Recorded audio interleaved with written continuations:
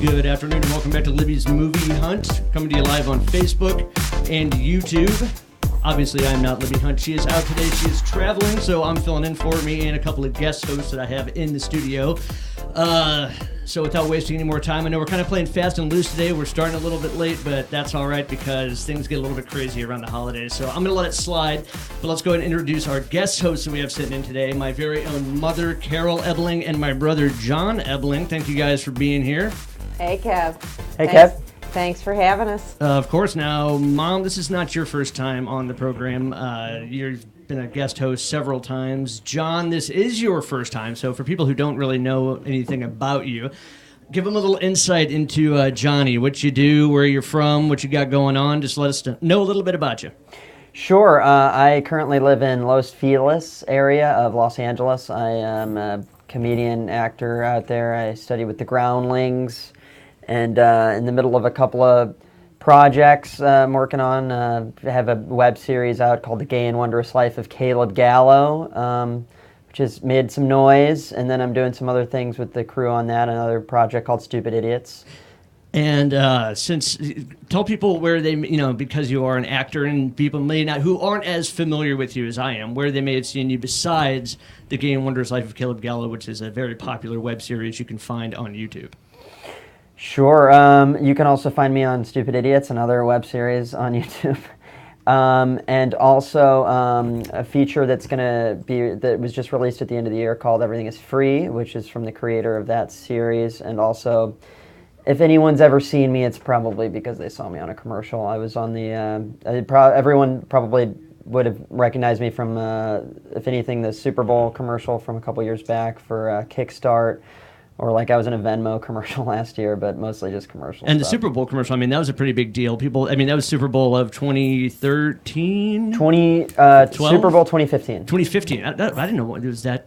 Seems like a long time ago right now, does. but time's gone by really fast since then. Yeah. But It was fun, though. it was very fun. And yeah, that show, if it was for Mountain Dew Kickstart, everyone I'm sure has seen that 100 times with the three guys who come alive once they get into the Kickstart. But it's not the one with the puppy monkey baby. Please do not confuse it with that one. That one is absolutely god-awful. I wish it was that one because they brought it back.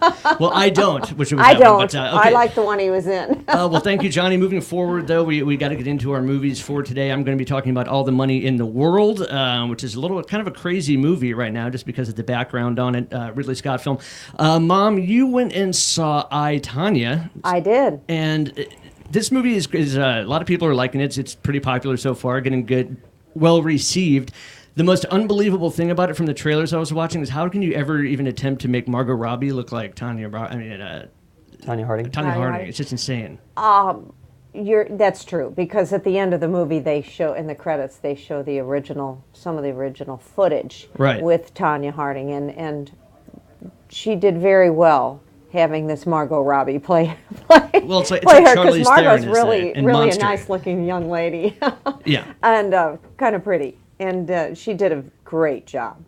We were very pleased with it. Good movie. I would say she's well known these days as one of Hollywood's most attractive starlets. Yeah, after being featured in. She's kind of pretty. See, she's considered like the most beautiful Hollywood actress. Oh, see, I had not seen her in anything else, so I didn't have anything to refer to. Yeah, she was featured as the trophy wife in The Wolf of Wall Street, and she also played Harley Quinn in Suicide Squad. Both very sexy, iconic roles. Kind of pretty might have been bad. Yes. Okay. So anyway, tell us more about the movie. Tell us the background, the story. Well, a lot of you, I would think, remember the story of Tonya Harding, who came from very meager beginnings.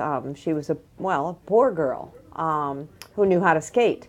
And this poor thing had everything against her. Her mother, I did not realize till we saw the movie last night that a lot of things were against this kid from the very beginning. She had a terrible, abusive mother, and the only thing she knew how to do was skate, which her mother decided to take full advantage of, and she just pushed and pushed and pushed and pushed her. Right. And was not at all good to her, never gave her any praise, just belittled her and talked her down, and the poor child grew up with a very low self-esteem and just went for people who, anybody who could give her any kind of love, which hooked her up with this husband, and that's Jeff when things Gillooly. Yeah. and who was very abusive, beat her regularly. But she worked her way up, and she made it all the way to the Olympics. However, if she was sidetracked by this terrible incident that a buddy of Jeff Gilluly's put together, whereby I know everyone's heard about the incident. Nancy's biggest competitor was, not Nancy, Tonya's, was Nancy Kerrigan. Nancy Kerrigan. And who was a very wholesome, attractive, she was an all-American girl. America's sweetheart kind of. I remember we just thought she was so beautiful. She was from a good family in Massachusetts, and she had it all going on. And Tonya's husband decides to do something to even the score a little bit and bring her down. At first, it started out one way. They were just going to intimidate Nancy, and it turned into this incident where Nancy was hit. And this is interesting to me because I thought this was a film almost about the background of her, kind of like My Friend Dahmer, where it's just him when he was younger, but not into like, the more controversial aspects of his life. But this actually does involve, the film does incorporate the controversy with Nancy Kerrigan being injured and all of that. Oh, it's just, yes. And Nancy's coming out of a practice session one day, and these goofy, stupid thugs hired by a friend of Jeff Gilluly's comes along, and this guy just walks up and hits her in the knee with a bat. And it's really awful. And everyone remembers the footage of her falling on the ground and crying. And everyone had presumed it was a career-ending injury, which ultimately it was. It was, but she did come back to go on into the Olympics. But they immediately found these guys that did it. I mean, not the smoothest criminals. It was just, they were the dumbest criminals. As one of the arresting officers said, next caper, buddy, don't use Visa. To track on to buy all your stuff and set up your hit. The most obvious possible paper trail. Right. Well, everyone assumed Tonya was behind the whole thing, but this gives a much more sympathetic view of Tonya. Yes. In other words, most of the people around her were sabotaging her in one way or another. And then the press.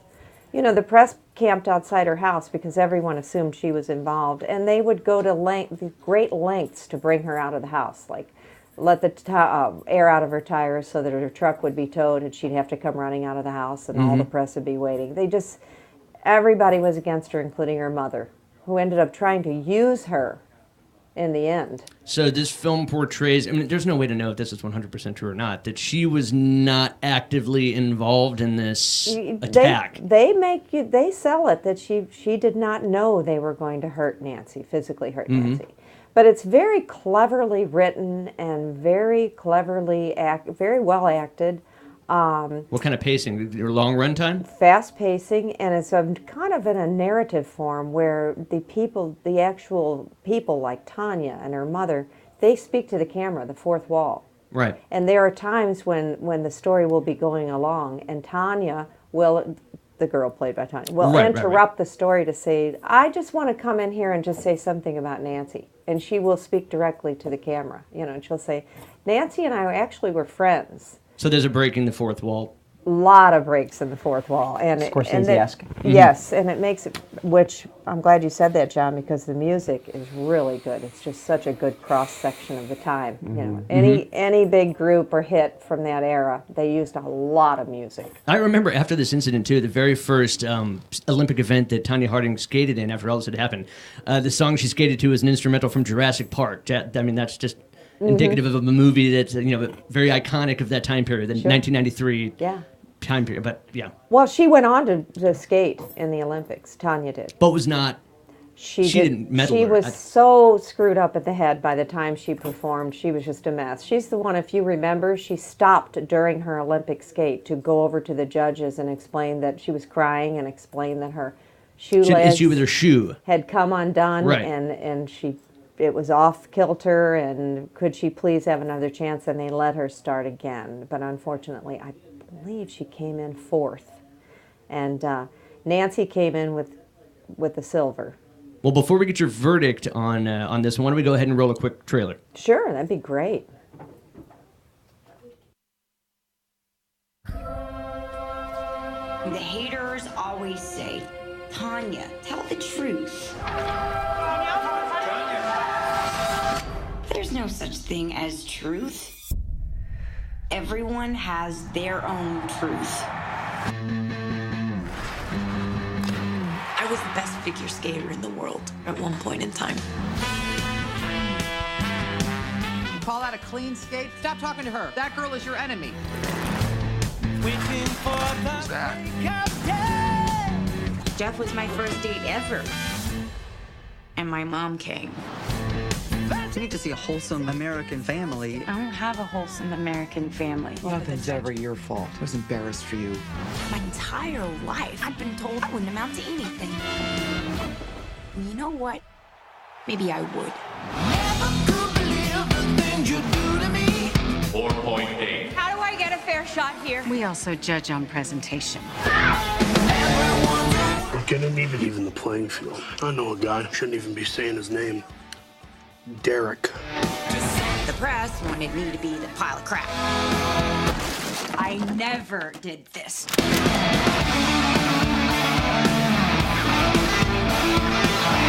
What is going on? We're with the FBI. They know something. What can you tell us about Tonya Harding? I don't know a Tony Harding. Aren't you her bodyguard? When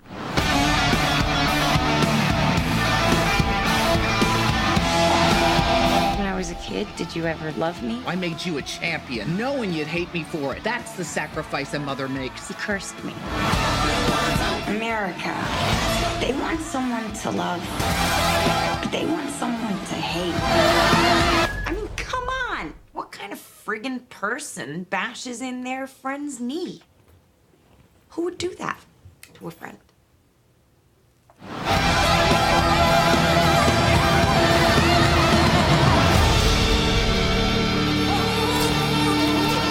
Stop that.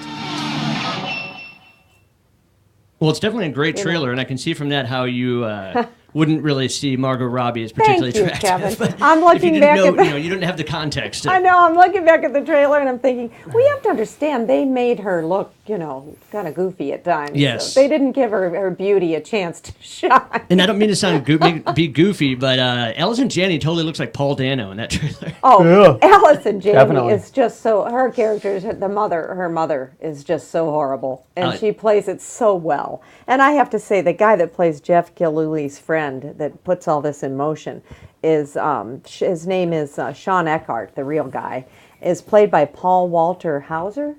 And he is just so good.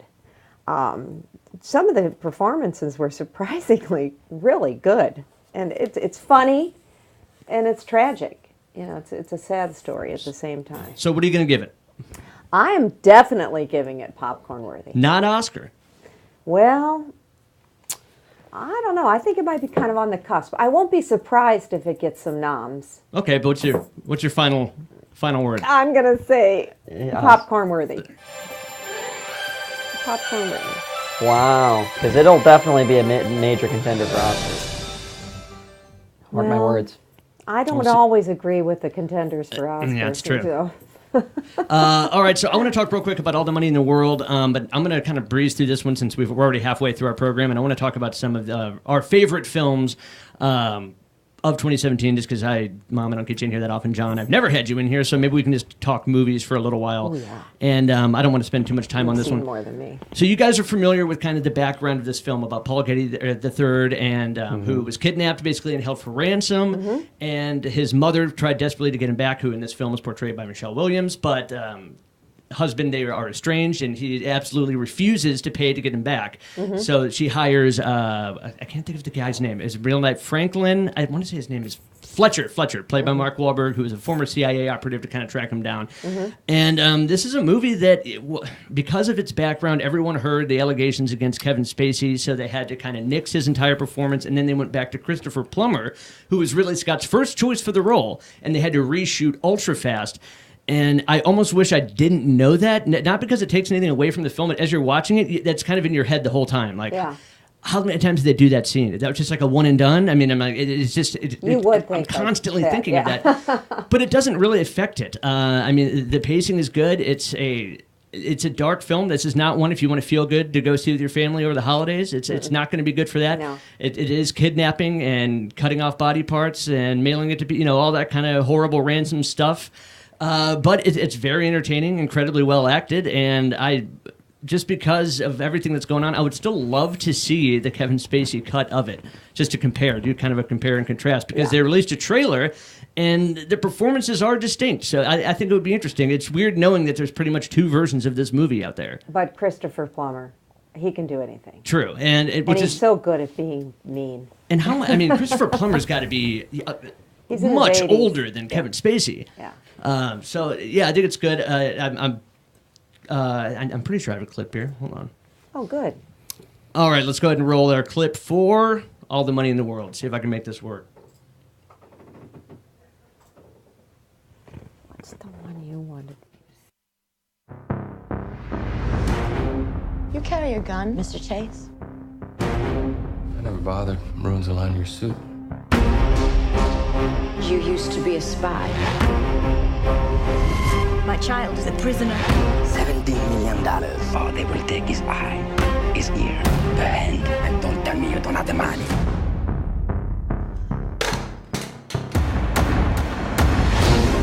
My former father-in-law only buys the best. It's time for you to do whatever it is he pays you to do. Let's hope you're half as good as everything else he's bought.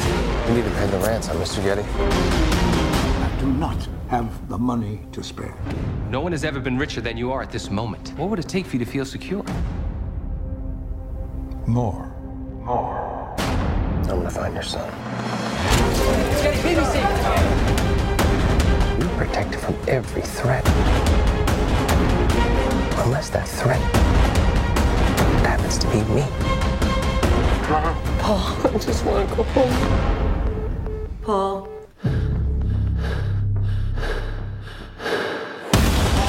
I didn't hire an ex-CIA officer just to pay people off.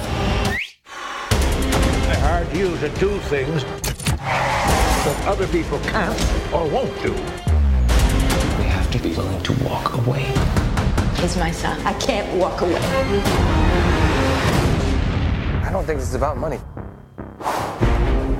It's about power.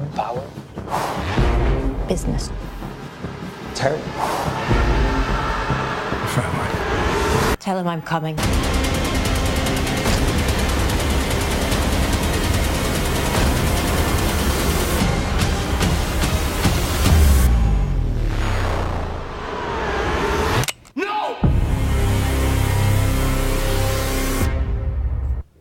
Now, I don't say this very often, but that trailer is actually almost a perfect glimpse of what that film is. It's a good representation. Really? So if you thought that was a good, intense yes. trailer, I mean, that's pretty much the experience you're going to get. Yes. And this is definitely a hard R, so keep that in mind as well. There's definitely some graphic violence in there. I would see it. So... What are you giving it? You know, I personally, I want to say it's popcorn worthy, even though I feel like it's going to be a big Oscar contender.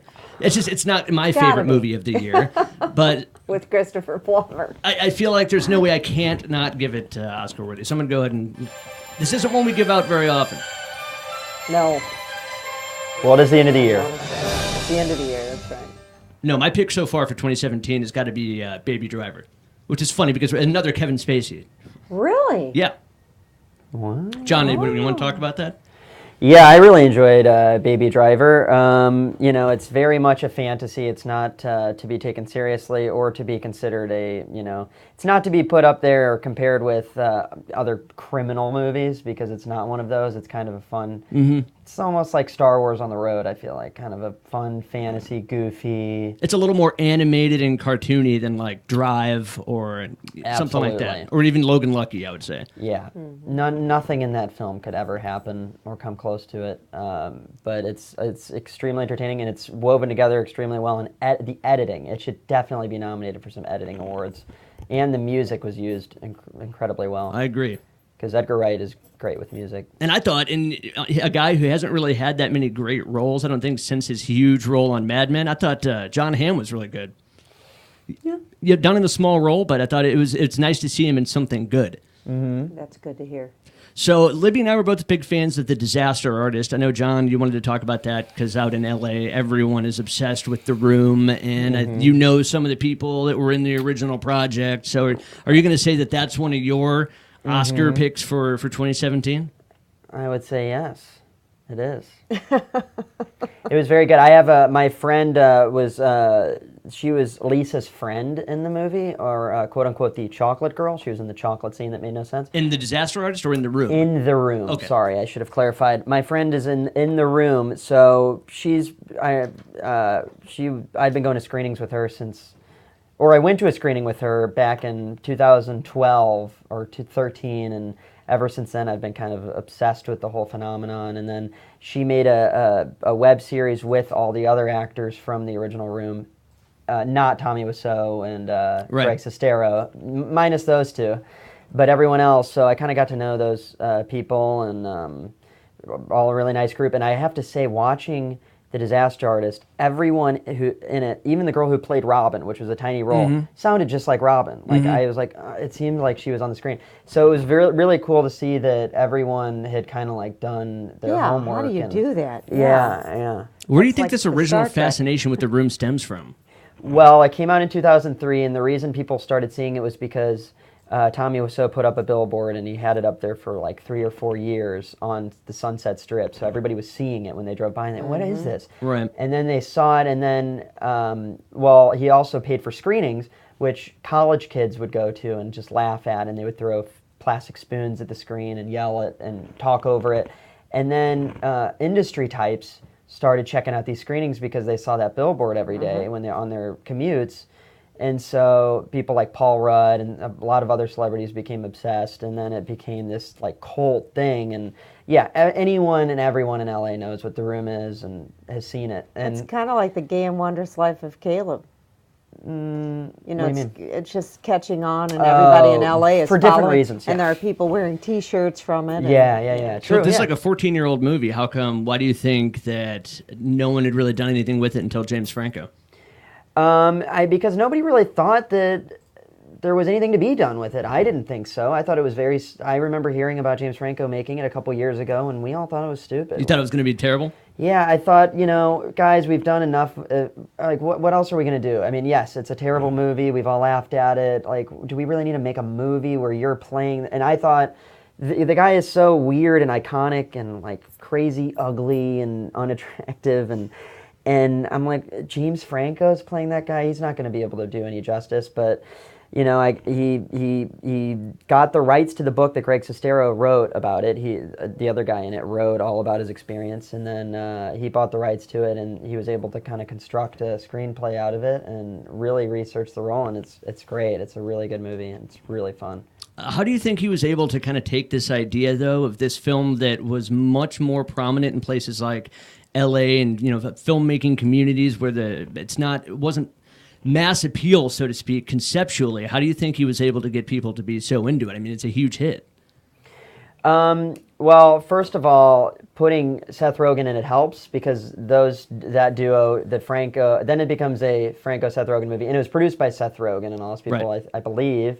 So that already kind of brings in the world, although those followers, who even if they don't know what The Room is, they're going to figure it out because those two are in it, and they have a following, and they use a lot of people in there, even Zac Efron was even like a small role in it. Like, all the people from their group kind of agree to do it, and I think once that happens, it kind of catches fire. Yeah. And so people with no context are really enjoying it, and you think that's just, I mean, that has to be not necessarily due to the source material, but the way that it was treated by Franco and Seth Rogen. Yeah, absolutely. Yeah, absolutely. And it's kind of sold as like it's a buddy movie although it's more about Franco and his brother, but right.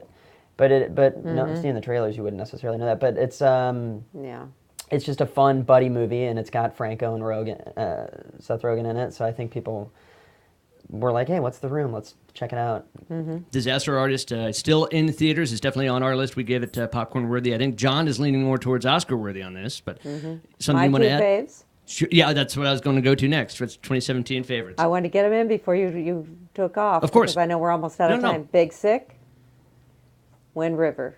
It's funny today. We actually here at the building that we broadcast out of, they're doing a 24-hour nonstop broadcast to help support cancer awareness, I believe.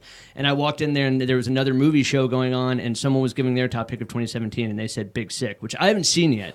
So you kind of picked one of each genre, the kind of quirky they are very comedy different. and then a very dark different crime, gritty, two different directions. So I think that's great. And because I'm a guy who was fan of like Nocturnal Animals and Hell or High Water, I think Wind River is one that I would like, but I have not investigated for myself yet. Yeah, well, Hell or High Water has become one of my top. Yeah, mine too. 10. And I would say that of all time. Right before Oscar season, Libby's favorite time of the year. I'm sure they'll re-release Wind River back in the theater, so I'm sure I'll have the opportunity then to check it out. I hope you do. And I hope that I would be really impressed if Disaster Artist gets a Best Picture nomination. I mean, if you had Disaster Artist and Big Sick a year where 2 comedies are nominated for Best Picture, I think that's a big deal. That's huge. Mm-hmm. All right, well, that's just about all the time that we have.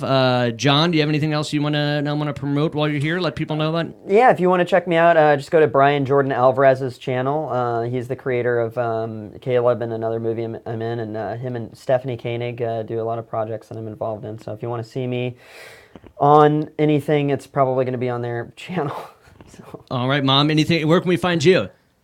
Where you can find me right here, Kev, when I fill in for Libby. I love that Libby lets me do this for her. It's very nice. Oh, it's always very a sweet treat of her to trust me because she's just the best. Well, I'm just so glad you guys came in. Thanks so much for joining us this week. We will be back next week with our host. Libby will return. And we will have more movies to review and Oscar season coming up, so make sure you check us out every Friday at 3 o'clock. You can also find us on iTunes, YouTube, and, of course, right here on Facebook Live. We will see you next week on Libby's Movie Hunt. Thanks, Kev. Thanks, Kev.